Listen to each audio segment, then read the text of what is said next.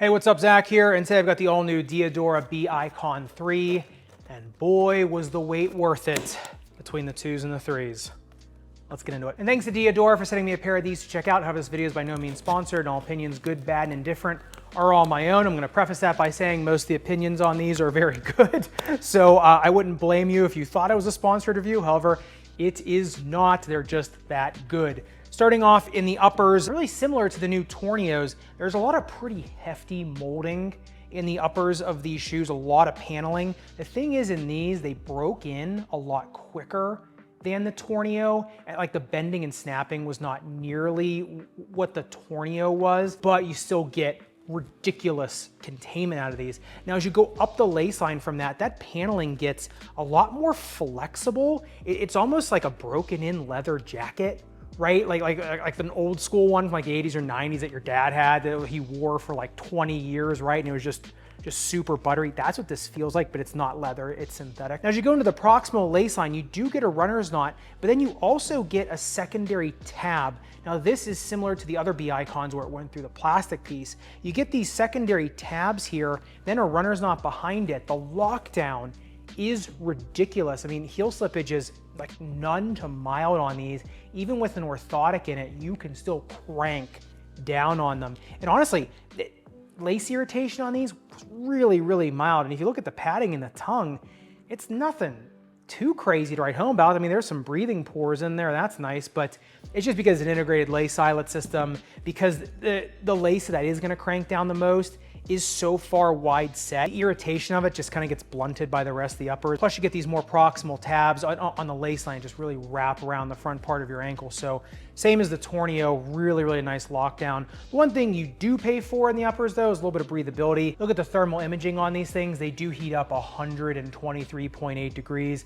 There's like no getting around it. There's a ton of material on these. They have a pretty decent amount of padding in the forefoot. The heel counter is really decently padded. It goes up pretty high. So yeah, I mean, you're gonna get a little bit of trapping. Look at the breathability mapping of them though, and fog is getting out. It takes a couple seconds, but it does get out. So like I said, they're not gonna be the most breathable shoes out there to me in terms of how rugged they are and just how violent these things can get in terms of speed and cornering power, stopping power, push-off power. I think it's kind of worth it. Look at these things on the upper durability test though, 10 seconds highest grit sandpaper. Same as the Tornios. Yeah, it is a really thick drag guard, but the burr does start to work it, same as the Tornio. The good thing is it is really thick, so there's also exposed foam. So I'd say if you're a dragger or a slider, I think the integrity of the shoe stays, but it is probably gonna start to look a little bit worked if you are a heavy dragger or slider. All right, but getting into the real engine of the B.Icon 3 is the midsole teardown. Number one, you got an entire bed of Diadora's Anima foam that is a proprietary blend foam. Feels really similar to the Tornio, which I was told was an EVA blend. So I'm gonna say this is an EVA blend until told otherwise.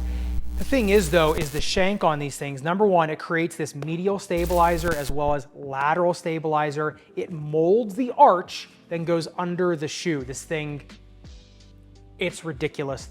The feeling underfoot, just, you really notice it. It's not uncomfortable by any means because the foam is so comfortable, but you can definitely feel like the midfoot is very, very stout. These things are just not messing around going side to side. When we get into the fit of these things, I'll kind of give you a little bit of a personal story about these and some of the issues I've been going through and how these really helped me. And yeah, this shank is just, it is just doing the work. Absolutely love it. And it's a lot more low profile than the previous models, but it still, I think, does a better job.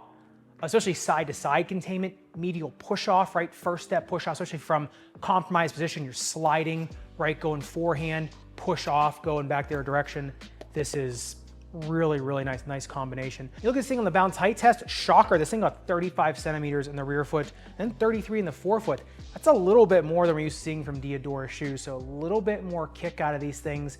And yeah, I definitely noticed it on court as well. These things definitely have, put it this way, the more you put into it, the more it's given back. And speaking of that great midsole setup, I just want to let you know we now do have the black on smoke gray colorway available in the Xenon Zen slide. These have also been a little bit retooled in the dorsal retention strap, just a little bit more angle of ascent up here to allow a little bit of a quicker break. And you'll still get the custom shaping with this for sure. And we have now expanded sizes both lower and higher. So these have now been restocked and they are available in the link in the description below. All right, beginning into the outsole tread, really borrowed from the old B.Icons. It's got a giant pivot point in the forefoot of the shoe, which really does help in terms of fluidity of this shoe. Then it's got a more horizontal flat herringbone on the medial side of the forefoot and a pretty chunky linear or vertical herringbone on the lateral side, and that is flipped for the heel. Look at these things on the grip test ramp, pretty similar, slips at 36 degrees, really no shocker there. If you want to slide in these things, you can. If you want to pivot and go in these things, you can as well. Now look at these things on the speed ratio. This is one of these shoes, the speed ratio really kind of misses the shoe because of the weight of the ball bearing. Number one, they come in at a 2.16 shank score of only 0.1 because the shank does not cross a zone underneath of the foot. It's not double thickness, so even though it is doing quite a bit of work, brings it up to a 2.26. And you know, if you're not putting anything into the shoe, because like I said, the shoe is a little bit heavy, right? I mean, it's not a light shoe, it's still pretty heavy. Yeah, if you're not putting any energy into it, yeah, it's probably not gonna give a ton back, even though, like I said, it does have a ton of structure to it.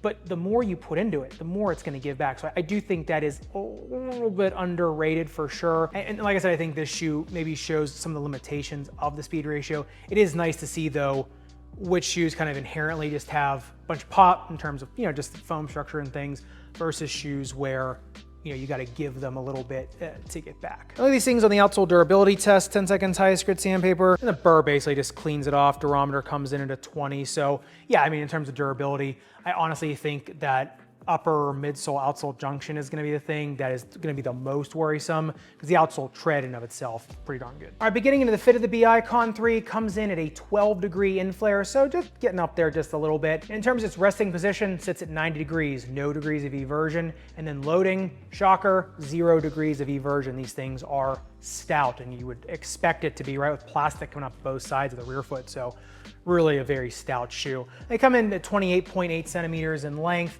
at 9.8 centimeters metatarsal width, 10.6 of toe box width, but then only a toe box taper of 25 degrees. So they actually are a little bit more mellow in the forefoot, and they kind of swoop out in the metatarsals and kind of come back to earth to the toes, and then from the toes up into the toe box, it's pretty flat. It's a little bit of, there's some weird numbers in here.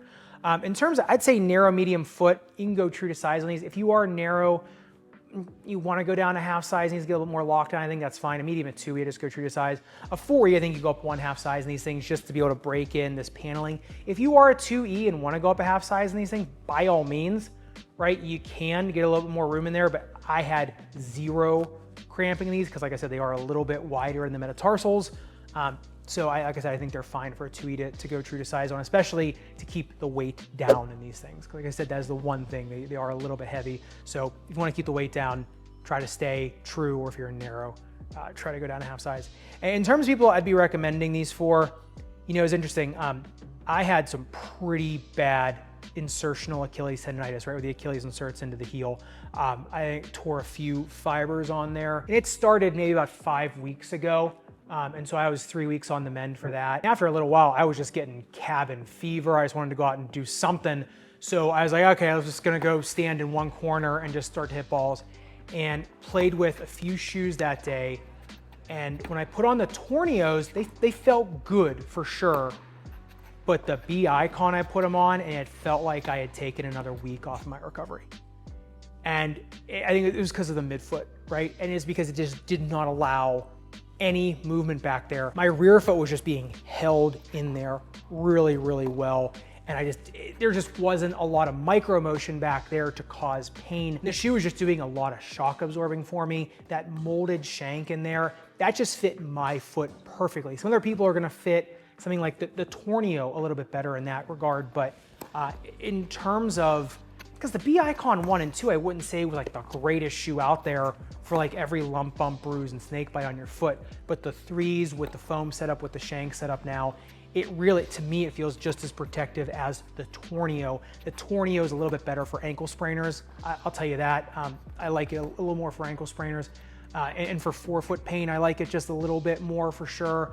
But everything else, really, the B.Icon is kind of brought up to the level of the Tornio. I will say, to get the best out of them, you better be putting a lot of energy into them, right? You better be an aggressive mover. You better want to bring some speed to the table. They will give you it back in spades. They're definitely more of a speed-focused shoe for people that are bringing speed to the table. It's just crazy with the new Tornios and the new B.Icons. I mean, they really stepped up. I mean, it is, like I said, once again, it is gonna be just a brutal top 5 list this year, because especially now with the Diadora lineup, I mean, both these shoes just did not miss. Gonna be a lot of happy people in these things. And to me, this was one of the biggest step ups from a shoe, from the 2 to the 3, right? From one model year to the next. This was just a big step up. The Tornios were a step up too. This one, relative to its previous model, I thought was even better. So love to hear your thoughts in the comments down below. If you want to see what I'm talking about with the new Tornios, which were just chef's kiss again, make sure you click into this video up above and subscribe down below. Respect your rubber and foam. I'll see you somewhere in the Sneakerverse.